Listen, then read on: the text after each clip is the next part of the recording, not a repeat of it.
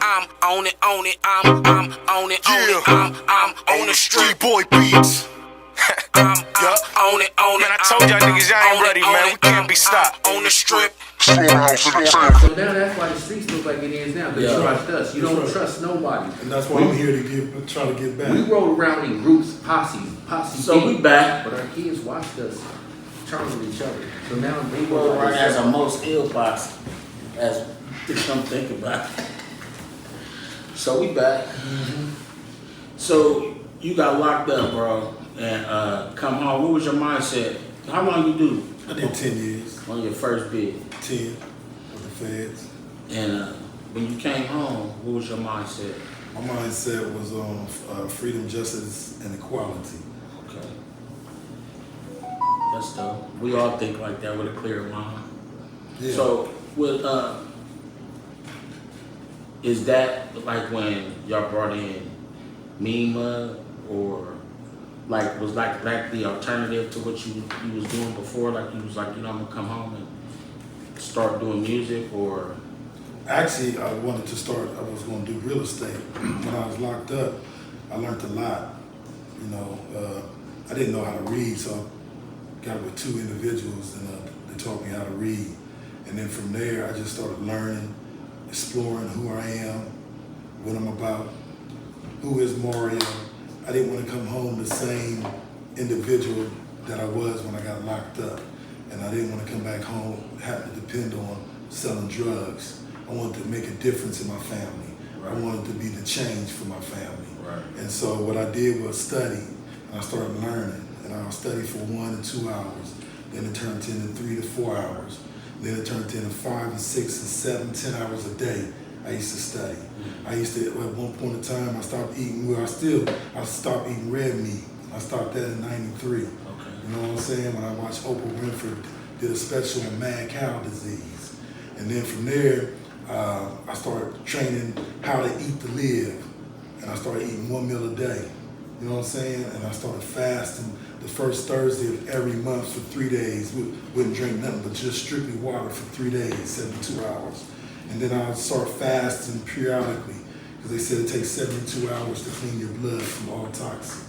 So I started exploring who Mario Gibbs is, not Shan, what they call me in the streets. Right. You know what I'm saying? So I became a new person, as the Christians would say, a born again Christ. Okay. You know what I'm saying? A born again Christian or whatnot. Okay. But I was a born again individual. Now I'm back to Mario. So did it take you to get locked up twice to get to that point? No. Or it took that first time. The second time, I just came home going on 2 years, but it was something that totally different. I got kind of a whole bunch of money. Now, I was going to buy some drugs because I allowed someone, and I don't blame nobody else, I blame myself, because no one put a pistol to my head and made me do the things that I did. But it was more of an entrapment. Some old friends reached back out to me on my messenger on Facebook that I never haven't seen in the last 18 years. And then they said some things that was astronomical, and I bit it because I allowed greed and irrational thinking to enter into my mind, and I, you know, like a junkie, I went back to a relapse. Because that's us as hustlers, and I mean, each and every person, I don't care how large it was or small it was, if you ever had any success in the streets, we all, that's like being a dope head too. Yeah. It's like the money. It's an addiction. It's the same addiction, yes. Almost. Like. Yeah, it sure is. So we ain't really no better than nobody else to deal with that. That's right. But I like the accountability you have, or if you're feeling. Yeah, that's dope. You know what I'm saying? You always say, that was me. Yeah, I did that right there. It was me. Because a lot of people won't let that, they put it off on somebody else. But I was blessed. Yeah. Because I only got sentenced to 38 months. Okay. But in the federal institution, they have what they call RDAP, a drug program. And I took that drug program for 10 months, and it knocks 18 months off your sentence. So I got a year knocked off my sentence and a guaranteed 6 months halfway out. Okay. So that's 18 months. So I was over there for Allen Creek for 6 months. But why I said it was a blessing is because I was out in the streets for 18 years before I caught any new crime, any new case or anything. You know what I'm saying? And what happened is someone reached out to me. I bid it. You know what I'm saying? With some irrational thinking going on, being greedy because the number they gave me. I'm like, oh shit. You be a fool not to do this. But I knew not to. I knew not to be getting back into the dope game or none of that, man. I knew better. So when they came with the 38 months, I took it and ran with it because that was just a blessing that God showed me, man. You know, signs and symbols for the conscious mind. You know what I'm saying? It was a sign and it was a symbol to let me know I had to get my act back together.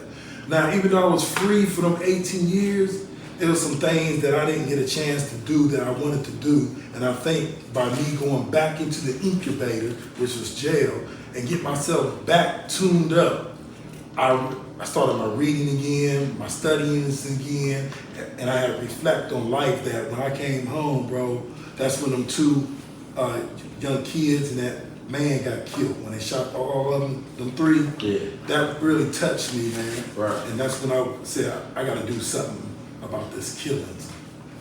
So that's what's dope. So that's how you started doing the activism. Like, so is it strictly because I know, but for you to tell the people, you know what I'm saying? So I know you did something with you wanted to speak to the men, and get men out there, talking and creating a narrative. Because when we grew up, it was like that, like you said, about men speaking amongst men. Right. It really wasn't where we do lose, where women are part of the conversation now. But growing up, it really wasn't like that because even women be like, well, let the men talk. Yeah. You know what I'm saying? So men would pull that shit together to see what we can make happen and bring women in as we need it. You, on the first thing, you got 250 people out there. On the snowstorm. Yeah. Blizzard, 250 people came out because they had enough too. Yeah. And they wanted to be a part of the solution. And I applaud them for coming out during that snowstorm and coming up to hear what was needed to be said and also give their input on what needed to be done. Because it wasn't just a one-way street. It was a four-way street, five-way street, six-way street. And like Paul Clark was speaking on the young kids, the way, and also what we're speaking about young children looking up to us or seeing what we did as us coming up from those young ages as well. What do you feel like the difference in a young dude today than when you was the same 15-year-old dude? Well, and that's a great question, bro. You know, that's a powerful question because I want to take it back to when my father was younger, at my age, at 15 and 16, and that was in the 50s, late 50s, early 60s.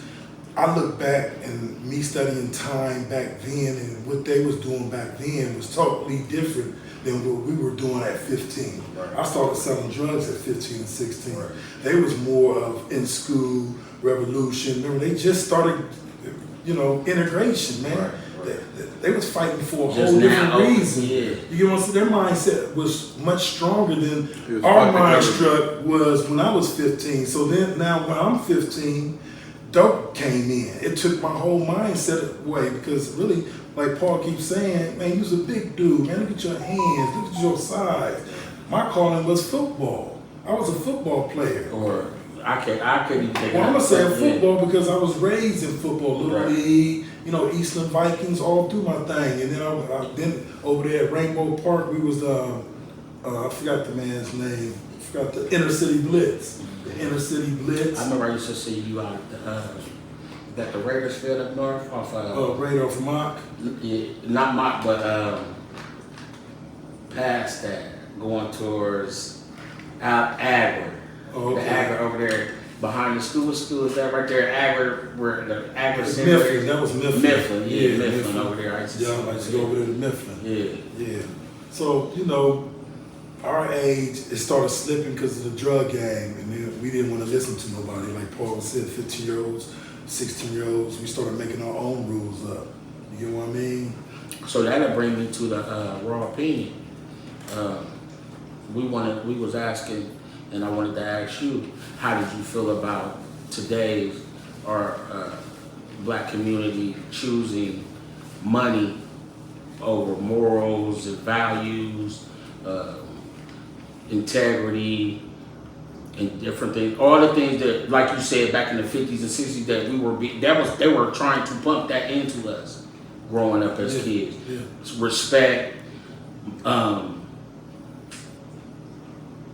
that. You know what I mean? Just how the women to act, sit down and cross their legs or their feet, or don't sit with your legs open. Just all kinds of shit. Proper etiquette. Proper etiquette. You know what I'm saying? I couldn't get the word etiquette out, but it was proper etiquette, manners, all that. Yeah. How do you feel like about the way kids are now? Because they act the way they are now. To me, it's like they think that's acceptable. All the stuff we grew up on that was like, nah, you get in trouble for that, or Right. not saying yes ma'am, no ma'am, Right. things like that. And so I hear a lot of people, even adults today, would say that's so outdated.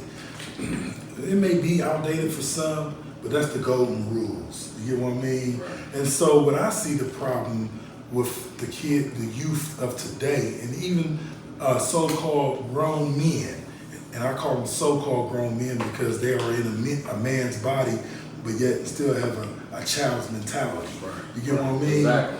But we lost the way, and what I see is because our churches are gone, bro. We used to have the church in our communities. Now they out in the suburbs, big mega church and stuff. You get what I mean? Our churches are arteries to the veins. Yes. We got our arteries for our blood and stuff like that. That's what our churches are.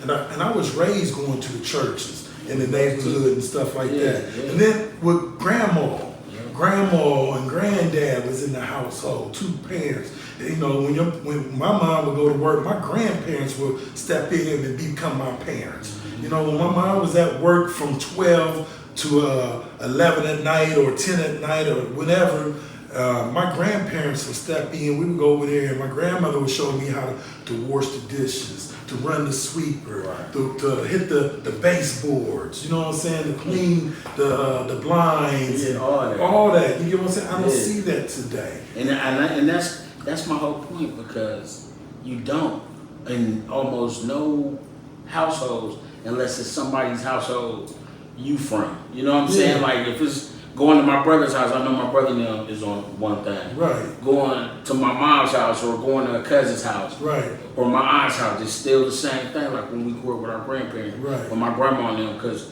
my grandma had all of us at church. Right.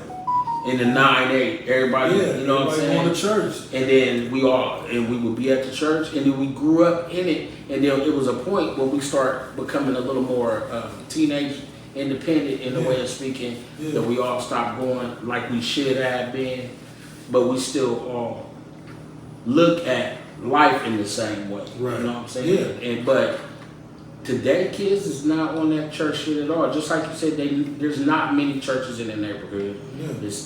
It's what's out there off of Refugee. where to know where your elders going to these big churches now instead of the churches from the neighborhood and stuff you know what I'm like saying? that. Because the neighborhood, what would happen will, my opinion is, we still have those churches in the neighborhood. It would stop a lot of crime that would go on during that time. Because the streets would be packed with people going to church and leaving church. Respect. You know, respect. But That's society, though. Society changes. Society is us. You know what I'm saying? Ain't them. Society is me too. Society dictates everything. Like right now, if you got a neighbor, you know what I'm saying, and it's a female, and she letting a dog fuck her right there on Livingston Avenue, you know how society would treat her? You know what I'm saying? That's how society would treat you if you had multiple baby dads back in the day. Yeah. Like, bitch, you nasty. When I had my first society daughter, says it's okay. So now it spreads. Anything, the way women are dressed, you know what I'm saying? The way men don't want to work and you want to sell dope. Society used to look at you like you was a motherfucker, let a dog fuck you. And if you got kids and you're not married, go to the 40s. They looked at you so fucking wrong. I don't want my kids to spend the night over there because I don't know what the fuck you doing in that house. Listen, you know when what I I'm saying? had That's systematic. Yeah. Did they systematically No, that's put that everywhere. into play, or did we just adapt to that? they systematically. I Yeah, was just waiting for systematically. Paul to get done and speak my truth on that matter. Right. Not to It's say, systematic. not to say that he's wrong. He's entitled to his Hispanics opinion. go through it, whites go through But it. it's all systematic though, regardless. It's a system that's set up for us, for the black man, but they don't care about their own kind either. So a lot of them would get swept away too, and that's the trick to let us say, well, shit, my neighbors and them, they white, and they gonna do the same thing I'm Collateral gonna damage. do. Or my neighbors are Spanish and they get treated the same way I get treated, yeah, because a lot of them gonna get swept up the same way that we get swept up. But it's all systemic racism. But I look at it like poor people think alike, middle class people think alike, and rich people think alike. If you was ever poor, and you moved in the middle class, you would now have to tell your visitors, hey man, don't be blasting your music. You know what I'm saying? Now you are living like You know why, middle Paul? class. But You're you know not why? gonna be out there drinking But you know liquor why, and smoking Paul? weed on your porch. Do you know why? Because all living things adapt to its environment. Exactly. So what you saying? So what you saying is, yeah, I lived in a lower class, and then somehow, some way, I made some money to move my family out, and I moved to a middle class. Well, you are a living entity. You are a living But organism that you adapt to the new environment. that's So what that's the new environment. That's what our great grandparents would kind of show us and stuff right there. You know what I'm saying? You said class of people. It ain't where you live at. It's, you know what I'm saying? It's how you act. Correct. You know what I'm saying? I don't care if you from the projects and shit. It ain't where you from. It's how you act. Correct. And that's what they was putting on. Yes, sir. No, ma'am. And all this shit. Stand up when you see a woman in the No building doubt. and let her sit down. I agree right there. with you. It's how you act. So if you act like that, I don't know what monetary class you at. Middle class. So act accordingly. Correct. But then, you know what I'm saying, society, like I was saying this earlier, like when we was growing up, our parents raised us that when you see grown people and they speak to you, you better speak back. No doubt. But then society started to kill and fuck up and rape the people that you're supposed to protect. So now that turned into, instead of, you know what I'm saying, speak to when grown people speak to you, don't talk to strangers.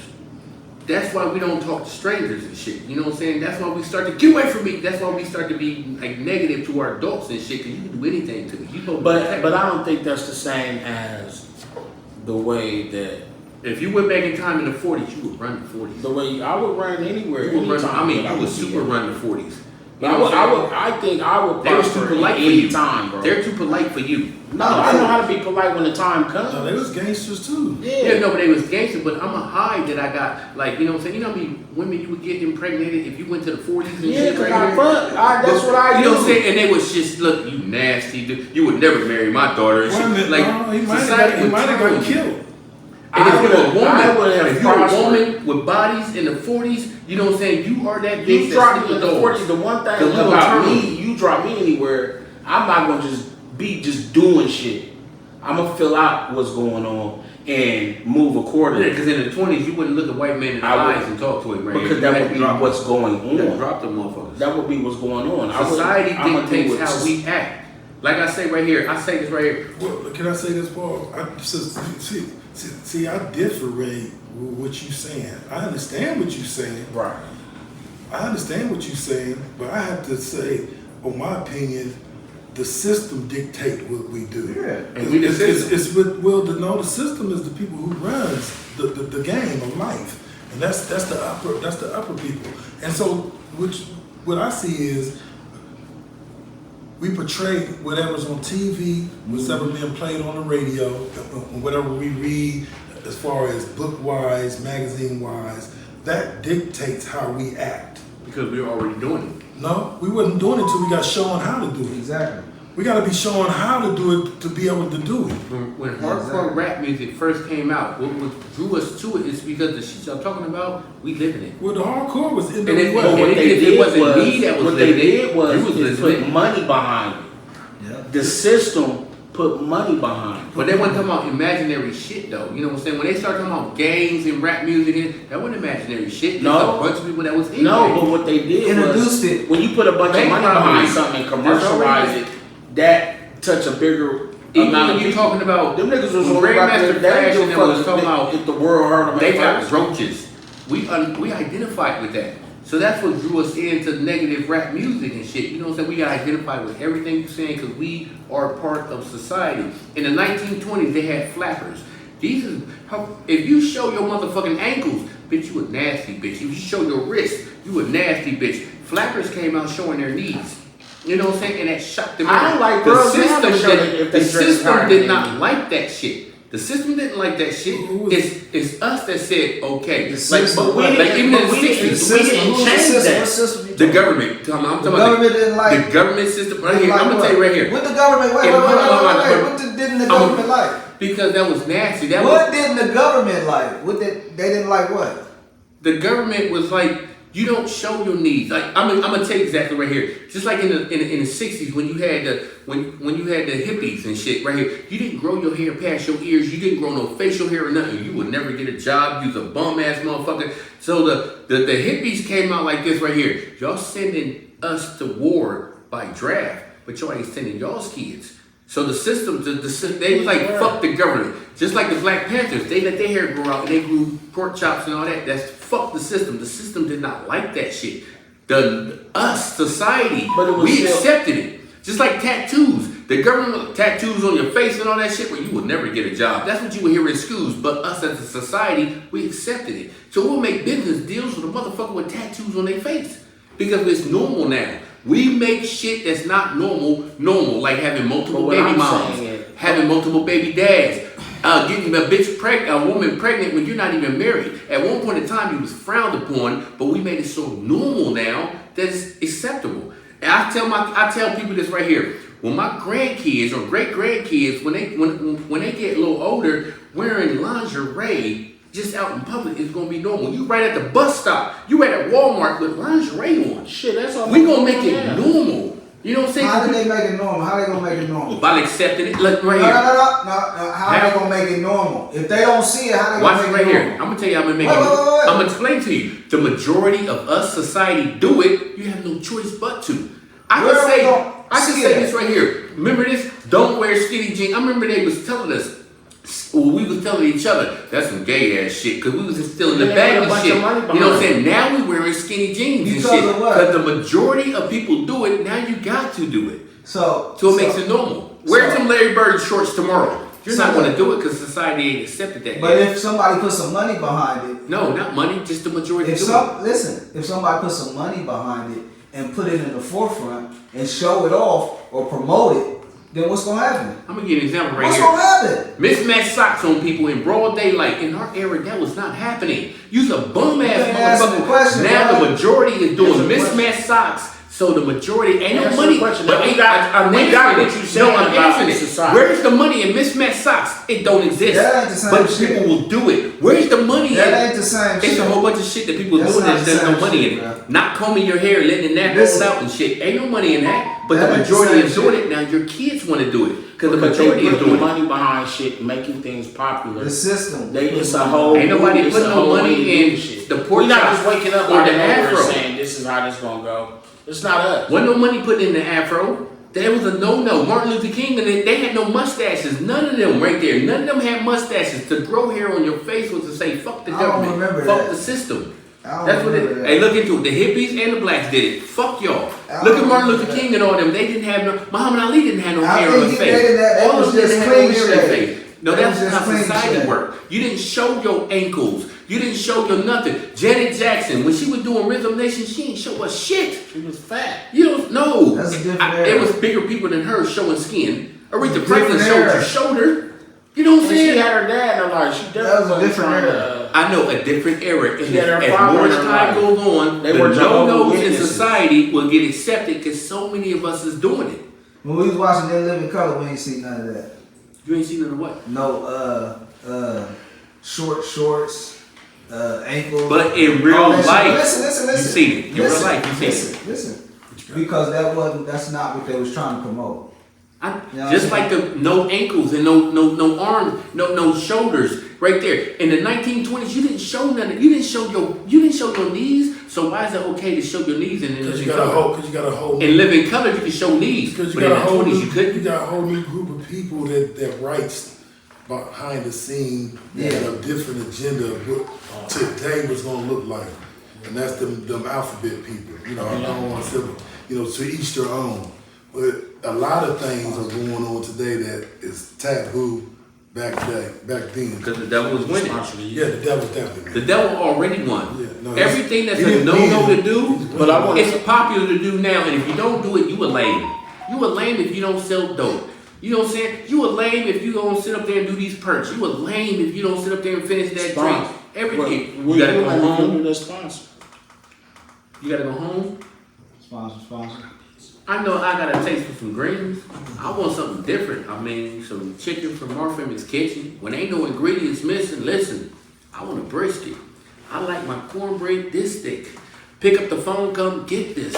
They got the biggest sandwiches. Ha, thinking of Jesus. Is that macaroni and cheese? Yup. Is that macaroni and cheese? Yup. Is that macaroni and cheese? Yup. Martha Emmons Kitchen.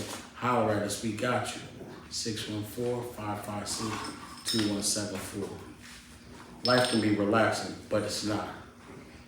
Sometimes you gotta create your own enjoyment with many different creme velour flavors such as blackberry plum, strawberry rose, peach, pomegranate mango, and don't forget lemon haze and berry beautiful. Relax, kick your feet up and enjoy the taste. Creme velour, draped in Imperial gravy.